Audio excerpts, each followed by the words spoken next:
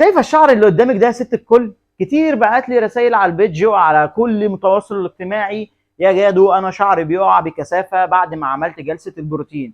جلسه البروتين مش وحشه ومش حلوه يا جماعه، دي مواد كيماويه يعني بتضر الشعر وبتفيده. بتضره في ايه؟ بتضره في التساقط والتقصف وحاجات كتير. بتفيده بايه؟ لو انت شعرك مجعد بنفس الطريقه دي كتير قدام جوزك وعيالك، لازم انت بالتالي هتضطري ان انت تروحي له، فهيخلي شعرك بنفس الشكل ده. فمن كده لكده اكيد انت هتجسفي بشعرك وهتعملي. بس نصيحه ليكي: ما تعمليش البروتين لو شعرك مرحلته كويسه، تقدري تظبطيه بحمامات كريم، بوصفات طبيعيه، حاجات كلها كويسه. طيب انت وقعتي في الخطا ده وعايزه حاجه ترطب الشعر، اهم حاجه يا جماعه نقص الاطراف. لو انت شعرك بيتساقط قص الاطراف، اتغذي غذاء الجرجير، غذاء الطبق السلطه اساسي معاكي. في زيت اسمه كافيين يا جماعه موجود في السوق، هاتيه وحطيه على الشعر، اعملي بيه جلسات.